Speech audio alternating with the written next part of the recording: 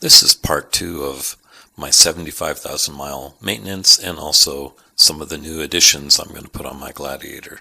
So if you caught part 1, this is part 2 of what I'm doing while the weather is terrible. One is the belt and the pulleys are going to be replaced. It's a lot of work on these because instead of having the belt in the front of the engine where they used to be, they have all this stuff mounted with the belt kind of in the center. So you have to take all of this stuff off to get down to where the belt is. Since I'm going to have all of that off, I'm going to go ahead and put in the apex steering valve. I'm going to go ahead and get started on that. While I'm doing that, I'll change the power steering fluid. Got enough of that set aside. Putting on a power steering cooler with the apex thing that goes down underneath. I don't think this will be a very long video, but I think it's going to be a long day. In other words, I'm not going to stand here and film everything I'm doing. You basically got to take the alternator off. You got to take some of these other things off. You got to take all this air cleaner stuff off. You got to unplug your battery. You can look up a video on how to change your belt, and you'll get more information you get from me in this video. I'm just kind of showing that this is, you can do it in your own home. You can get this stuff done, this routine maintenance, and keep up on your vehicle. And the less things you have to worry about after 75, 80,000 miles, the more confident you're going to be to take the thing across country and take it out 1,200 miles out into the desert or whatever you're doing. For me, I like to have a truck that I know everything's gone through as much as possible before I take any of those long trips, just because it's a long ways from anywhere to break down out there. So if I can not have a belt break, and now I have a spare. So some of this stuff, some people say, well, why aren't you replacing it? It hasn't broken yet. Well, at 75,000 miles, I know that belt is at 75% of its life. So I can keep it as a spare and have it on the trip in case my new belt ever breaks or anything like that. So some of these things I'm replacing haven't gone bad yet, but the reason I'm replacing them is also now I have a spare. When I redid the front hubs, for example, both of them felt pretty good still, even at 75,000 miles. I now have a spare hub. I give my son-in-law a spare hub who's on the road all the time with his Gladiator. Just because you're in the middle of nowhere and you lose a hub, and you got to replace a hub, you can't go without one, let's put it that way. So that's kind of the process of what we're doing. Jeep doesn't owe me anything as far as it has not had any major breakdowns. I don't have any ticking or anything going on. I change my oil all the time, keep new filters in it. Been using AMSOIL in the engine, just trying to keep up on things. Changed most of the brake fluid's been changed. This will be the first time for the power steering pump to get fully changed, I believe. All right, so this is after taking a bunch of the stuff off. We're getting down to where we can see that's your electric power steering pump. And now you can even see how tucked in the belt is. It's back behind there. You look down here, it runs behind all of these. It's back there, behind there. It's over here, behind, down there. So it's not like changing a belt before. You have to take a whole bunch of stuff off and get that thing all stretched around there. It also has a hydraulic tensioner. So you're going to have to pull back like on a shock on it and then get the belt off, and then it's going to go back, and then you're going to have to pull that shock back again to get it to be able to get that tensioner to get on there. So it's a couple of different things that are different than you're used to on changing a belt. I've never changed a belt like this before where I had to remove so much garbage, but it is what it is, and I'd rather be doing it here in my garage than on the road or in the desert or in the woods or in the rain. All of those other things which could be possibilities. So here we go. Okay, all back together.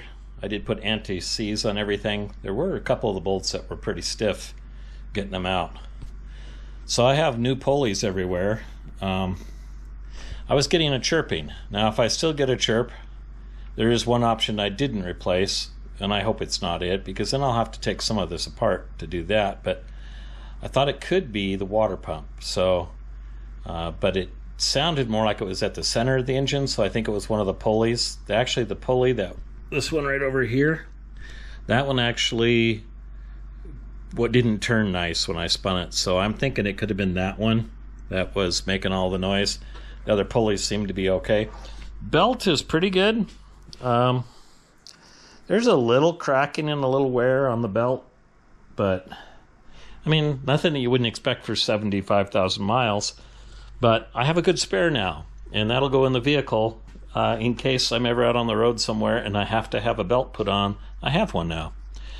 And one of the pulleys of the 4 I replaced seemed to be all right, so I'll save that as a spare pulley. I don't know. It might work, it might not. It probably won't be the pulley that goes, if one that goes, but I probably won't carry that one in the truck. I'll probably throw that one up in the shelf, because usually when a pulley goes, it makes noise for a long time before it gives you lots of problems. Anyhow, on to the next job. All right, well, we got her all back together, and steering is great. I boosted it up a little bit above 1500. You can go all the way to 2000. I just put it above there. Runs at about 1000 psi stock, so it's a pretty good boost for the amount of pressure you have. Got the cooler on. That was the hardest part for me, was the cooler. Everything else went on pretty good. The cooler was very tough. So now I get to turn it on a few times, and I'm going to turn it on for an extended bit of time and see if I have any leaks anywhere. My chirping was gone, but we'll see if that remains the case, which is a good news, because it means I got the pulley that was squeaking. May as well clean it up while you had it all apart, right? Looks pretty good. So, I figured I'd show you the apex after it's been installed. So right up here, on the bottom of the power steering pump, right up there, you'll see the new apex valve. You'll end up cutting the low end hose, the non-pressure hose, and then coming into this cooler. You can see how tight all of that is. Believe me, it's a pain to install all of that. That was the hardest part, is getting your fingers up in there, and there's nuts on the top of that and brackets that hold it. But once it's mounted, it's a good design, and it's going to get some air there, so that's good. And then you cut the return line coming out of the steering box and splice it in and send it to the pump, to the cooler here. So the idea behind the apex is that the power steering, electric power steering unit is actually capable of running at a higher PSI than it does. Factory, they run about 1000 PSI, and it's actually can run up to 2000, almost double that. And in other applications and certain things, that pump is ran from factory at higher PSIs.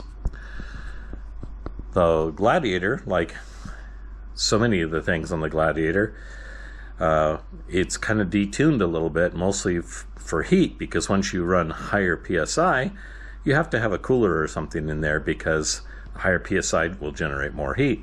So rather than do that, we operate at 1000 PSI, but we're operating on a margin. If you've noticed, sometimes the power steering pump gets kind of hot, and so just putting a cooler in might be helpful. I don't know, but so Apex, knowing that you're going to be running that, they send you a pressure gauge, and that pressure gauge you tie into the top side of your steering box. You'll have somebody on the inside of your vehicle crank the wheel all the way tight, and at that point where the power steering pump is straining the most, you'll measure the pressure on that gauge, and you'll keep doing that, and then that on the bottom of that valve, you use the Allen thing, a quarter turn at a time, and you just keep turning it up. So they recommend that you run in the green, which is between 1500 and 2000 psi. And I think I'm running about 1700. I put mine above 1500 in that green zone, and but I didn't feel like I'm needed to push it all the way up. What does it do? having that extra strength makes your steering, when you're in rocks and in lots of different situations where maybe if you've been steering your truck in the parking lot and it seems like all of a sudden like you're turning a corner and all of a sudden this power steering just seems like it doesn't have enough oomph. And again, this probably happens mostly once you go to something over 35-inch tires, and you notice that feeling, or like it's straining on the trail. You're trying to get the tires to turn straight to go up on a rock and they won't turn. It's because the power steering pump just doesn't have the oomph going to it to actually move the tires. So this, I wouldn't say it's not like a ram system or anything like that, but the idea is the same. It's just to put a little more strength in your steering, a little more oomph. I haven't tried it out on the rocks yet. I know what driving my Jeep on rocks is like. I've driven it all over, and I know there are certain circumstances where those tires just won't go where you want them to go because the power steering pump goes and so I'll see if this makes a difference. Supposedly from the reviews, it does make a big enough difference, especially on that 37-inch tire size. If you were running 40s or something, I don't know if it would be as significant, but it seems like a good alternative for those who are running 37-inch tires. To, instead of setting up a whole ram system, you set up that cooler on your return line. You get that valve put in there, and then that valve, you do have to take the power steering pump out to put the valve in. There's no way you can put the springs and little pieces up in there from underneath. You have to take it out and come in from the top. You'll ruin your power steering pump if you get those pieces and stuff loose in there while you're trying to stick it in upside down. So don't think you're going to do a quick job. You're going to have to take the power steering pump out to do it right.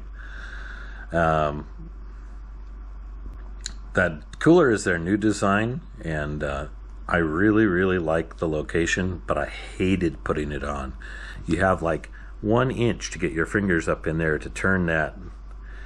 About 2 inches up in there is you got to get your hand in there on a bolt and run it through to the factory hole in the frame, and all the while you're trying to hold the pump up there. And the brackets are loose on top. You haven't tightened them yet, so it'll slide, and the bracket will slide off one end, and you have to put it back on. That was the hardest part of the whole job, was getting the cooler mounted. But once it's mounted, I really love the location. Being on the bottom of the radiator like that, it's going to get a lot of air coming in from under the front and in the bumper and stuff. It's a great place for a cooler. So I like that design. I like where they put it. I like all the parts. They all were high quality. That everything that came with the kit was good. I'll have to give you a review when I'm actually on the trail. Anyhow, took the Jeep so I put all of that on yesterday. That's when I filmed that video. Today I went on, I'm guessing almost 400-mile trip. And in my 400 miles, probably 100 of it on gravel and stuff. Some of it on snow and mud. I'd say this, that even on the highway, we had a lot of strong winds and stuff today. It just seemed a little better. And, I know sometimes maybe you're not paying attention to it normal, so then when you have something new, you might think it does a difference. I just noticed it just seemed really planted for whatever reason. Now, there's a lot of other changes I did with new ball joints and all of that, so there's a number of reasons that my truck could have been doing better today. But the steering was great. Never gave me any problems. So I was worried about it getting air in the system, how long it would take to get out, and so I had it rated perfect when I started this morning, and I never had to add any to it all day long, no matter what I did. So I guess I got all the air out because I turned the wheel back and forth 100 times and filled it up. I got one more thing to install that I'm going to install, and then I have another thing that I'm going to have to find somebody to help me install, and that is, I'm not a welder, and I have a front truss that I got on Black Friday discount. I got it super cheap. It seems like it was like $100 for the Artec truss. So I'm going to go ahead and try to get that Artec truss put on the front axle. But I'll have to find somebody who that I'll have to bribe with either food or cash or do something to weld for me. So, and that's my last project that I hope to get done this winter. So I'm right on cue. Today it actually got to 60 degrees here, which is like 80 degrees different than last week. Because it was 20 below zero, so now we had actually it was 27 below, so almost 90 degrees difference today. And our snow is melting, and I'm thinking, hey, it's about time to hit the mountains. Like I said, I love, if I'm going to work on my truck, I like to work on my truck when it's miserable outside. It saves more time for the trail. So hope you like the video. I know it's a short one. I have a video of what we did today that's going to be coming. We went ice fishing today, and I've shown a few pictures and stuff of ice fishing before, but I actually did a little video of ice fishing because I'm sure some of the people around the country have never been ice fishing, and so it might be a weird thing for them to see. And it was really cool. The water was really clear. You could probably see anywhere from 20 feet into the lake, crystal clear. You could see all the way down to the bottom. We had 20 inches of ice that we had to cut through to get down. Even though it was warm outside, it's been so cold. The ice on that lake was super thick. So that's in another video. Anyway, thanks.